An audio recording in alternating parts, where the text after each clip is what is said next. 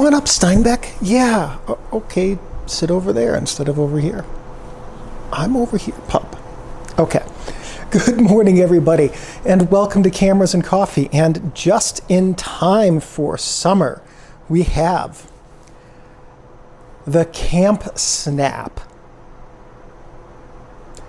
I have questions, but first, the intro.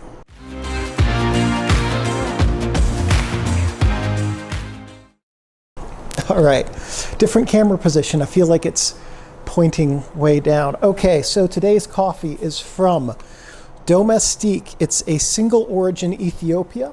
It doesn't have the distinctive Ethiopia flavor that other Ethiopians I've had that I've tried have. So it's it's still a good coffee. It just doesn't taste like an Ethiopian. If you'd given this to me, I would not have pegged it as that. Still good. Okay. Oops. So there's a link in the video's description to the website, the pre-order website for the Camp Snap, the screen-free digital camera. It allows you to live in the moment, according to the website. Now, if I sound a little bit skeptical, a year ago I backed the Thingify Kickstarter that has turned. I'll do a separate. I've been wanting to do a video about that for about 6 months. I will soon. So I am currently, having been burned by that, a bit skeptical of anything that I can't just get right after I order it. So the Camp Snap, I am not telling you to go out and pre-order this thing, is currently available for pre-order. It's basically a digital camera that is like a point and shoot. The photo of it looks exactly like this, but in yellow and with the flash switch not on the front and with the flash being replaced by an LED. Okay, what is this? This is the El Cheapo, the cheapest of the cheap Corex camera. Now, Corex, as we've talked about many times on different videos, different manuals and unboxings and whatever on this channel, makes these all plastic, including the lens, 35 millimeter point and shoot reusable cameras. It's basically a disposable camera with a back that allows you to swap out the film on it. Super simple. Kodak Ultra F9, the Kodak i60 is a variant of this. Ilford, Agfa, and a few others make that. This is the base model of the Corex. It does not even, most of them, you turn the flash on, oops, didn't actually mean to do that, and you get a different aperture. This doesn't even have a swappable aperture on it. The flash button, right now it says that the flash is on, it's actually off. When I switch this to turn the flash on, it says that the flash is actually off. It's like installed backwards, or the switch is installed backwards. It's hilariously cheap. It also takes the best photos of any of the Corex cameras that I've used because the aperture is actually centered on it, unlike the rest of them. So at any rate, this is the basic Corex camera. And if you look at the Camp Snap, it looks almost identical to it. There are very minor differences between this and the Camp Snap, other than the color. The Camp Snap includes an LED flash that it has a different button placement for a handful of things. It doesn't have the frame counter, some stuff like that. It has a USB-C port, I assume, for both charging and retrieving your files. Anyway, basically, it looks like a Corex camera that's been rebuilt for digital photography.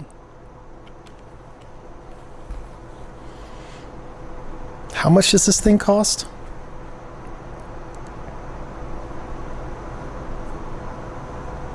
For $39.99. Okay, I have questions. $40 is less than some of the film Corex cameras. This one was, I think it was $17.11 or something. Let's call it 20 bucks, right? Half that cost.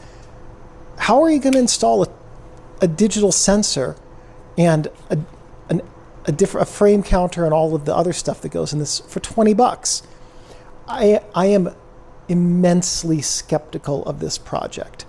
I am not personally going to pre-order it. If it does arrive and if it's available someplace like a B&H or Adorama or Amazon or wherever, I would absolutely buy it because I think it would be fascinating to do a review of this. But right now I'm a little bit skeptical that this is looking very much like vaporware. I would be interested to hear if anyone has actually gotten to use a prototype of these or has seen actual photos from them. So it does really just look like a Corex camera. And I got to imagine that whatever sensor is in it is pretty small. For 40 bucks, you're not getting a full frame sensor, obviously. You're not getting an APS-C sensor, again, obviously.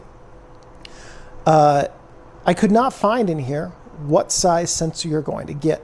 Let's assume it's a cell phone size sensor.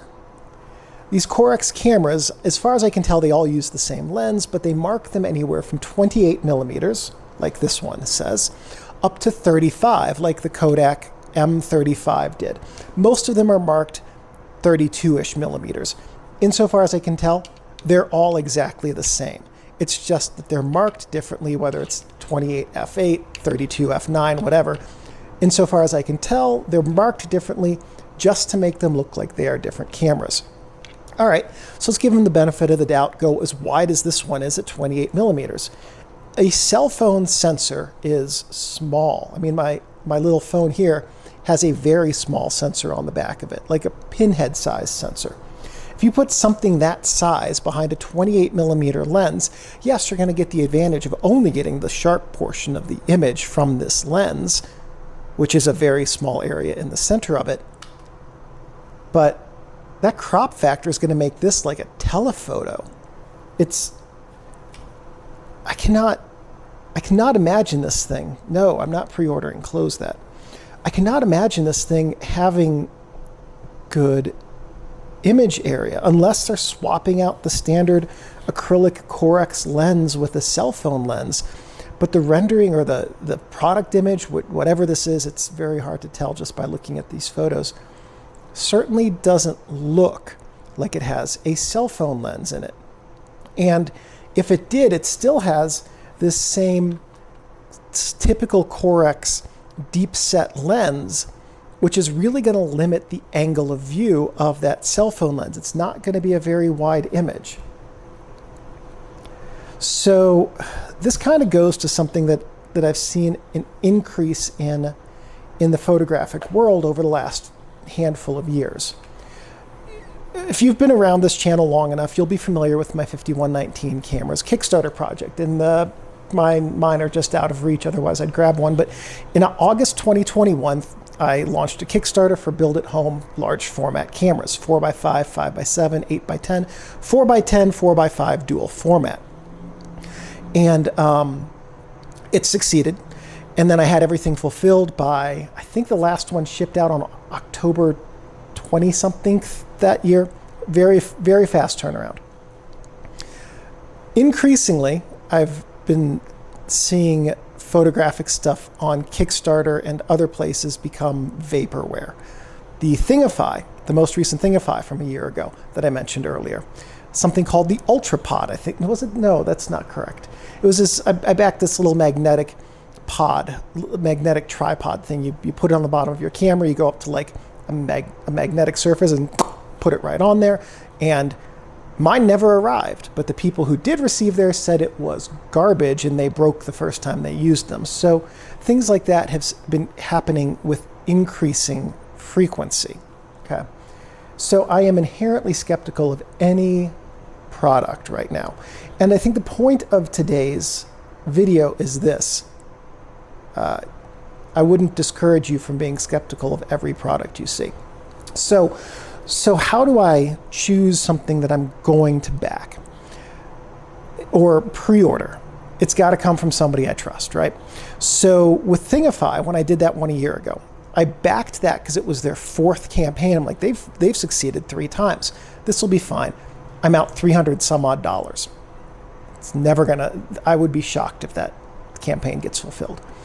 That tripod thing, it was the guy's first campaign. Even though it was only like $40-50, important lesson. Never going to back something from a first time product unless I know the people behind it. I can't tell who's behind this camp snap. There's nothing that I found on this page that tells me who's behind it, and quite frankly, I also have not gone to the trouble of doing a who is on this. I don't think I'd learn anything of value, quite frankly.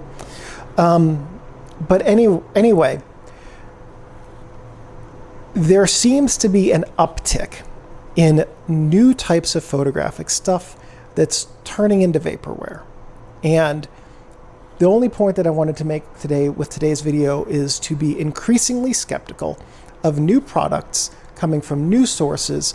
So if you are going to back something new, look at it as being from a source that has completed previous new product launches successfully, or from people you know. You know, one of the reasons that I felt like I could launch a Kickstarter campaign, never having done that before, is because if I failed at it, this whole channel would completely fall apart, and I was not going to do that to myself after now having built it for today having built it for like 11 and a half years.